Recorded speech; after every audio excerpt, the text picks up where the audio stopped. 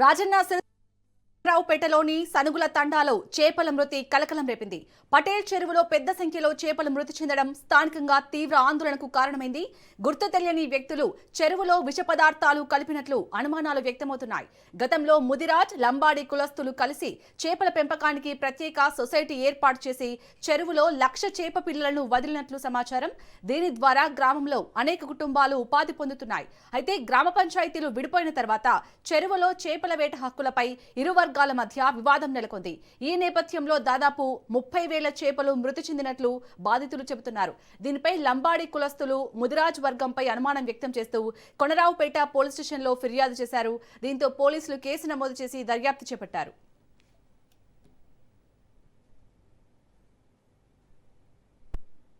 కోల్పోయాయి 24 మంది పోతే అందులో 18 మంది కోల్పోయారు, 6 పేలయ్యారు.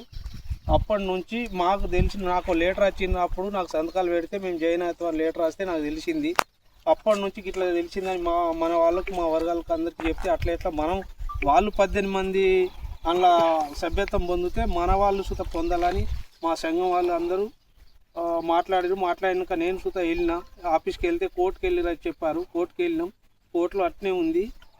ఆ తర్వాత అక్కడి నుంచి మాకు గొడవ మొదలై 3 సంవత్సరాలు అవుతుంది. 3 సంవత్సరాల నుంచి మా గ్రామ పంచాయతీ, అంతకుముందు ఉమ్మడి గ్రామ పంచాయతీ ఉండే, అప్పుడు సొసైటీ అయింది. ఇప్పుడు ఉమ్మడి గ్రామ పంచాయతీ కాకుండా మాకైంది. కాబట్టి ఈ లొల్లులు వద్దు, మీరు 2 షెర్లు ఉంచుకొని మేము 2 షెర్లు ఉంచుకుంటాం, ఎవరిది వాళ్ళు చేసుకొని మంచిగా ఉందాం అంటే, లేదు అట్నే ఉండాలి. అట్నే ఉండాలంటే మాకు సుత, మా మనుషులు సుత సభ్యత్వం పొందాలి కదా అని మేము మాట్లాడితే, లేదు మేమే, మాకు అవకాశం వచ్చింది, మేము పొందుతాం, మీరు వద్దని. ఇక రాజన్న సిరిసిల్ల జిల్లా కొనరావుపేటలోని సనుగుల తండాలో అయితే చేపల మృతి కలకలం రేపింది. ఈ విషయానికి సంబంధించి మరిన్ని అప్డేట్స్ ని మా ప్రతినిధి మహేందర్ అందిస్తారు. మహేందర్, దాదాపు 30,000 చేపలు మృతి చెందినట్లు తెలుస్తోంది. చేపలు మృతి చెందడానికి కారణం ఏంటి? పోలీసులు ఏం చెప్తున్నారు? కోనరావుపేట మండలం సనుగుల తాండ గ్రామంలోని పటేల్ చెరువు వద్ద భారీ సంఖ్యలో చేపలు ఒక్కసారిగా మృతి చెందడంతో మత్స్యకారులు తీవ్ర ఆందోళన వ్యక్తం చేస్తున్నారు. చెరువు నీటిపై వేల సంఖ్యలో చనిపోయిన చేపలు తేలియాడుతూ కనిపిస్తున్నాయి. స్థానికుల కథనం ప్రకారం ఉమ్మడి గ్రామ పంచాయతీగా ఉన్న సమయంలో ముదిరాజు, లంబాడి కులాలకు చెందిన మత్స్యకారులు కలిసి ప్రత్యేక సొసైటీ ఏర్పాటు చేసి ఈ పటేల్ చెరువు తండాలో దాదాపు 1,00,000 చేపల పిల్లలను వదిలేసి గతంలో కొంతకాలంగా చేపల పెంపకాన్ని చేపట్టి వాటి ద్వారా ఉపాధి పొందుతున్న జీవనం కొనసాగిస్తున్నారు. అయితే గ్రామ పంచాయతీ విడిపోయిన తర్వాత చెరువులో చేపల వేట హక్కుల విషయంలో 2 వర్గాల మధ్య విభేదాలు మాత్రం నడుస్తున్నాయి. ఈ చెరువులో పెరిగిన చేపలు తాము